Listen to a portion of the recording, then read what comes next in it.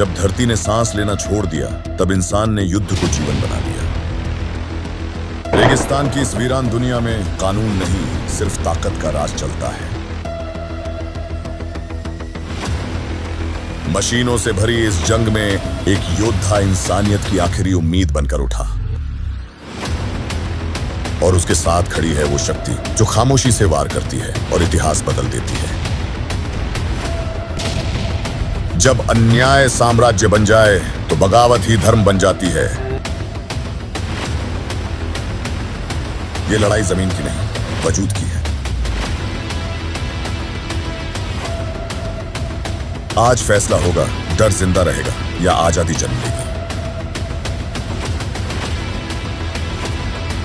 रेत की इस आग से उठेगा एक नया युग, जहां आखिरी योद्धा पहला नायक बनेगा।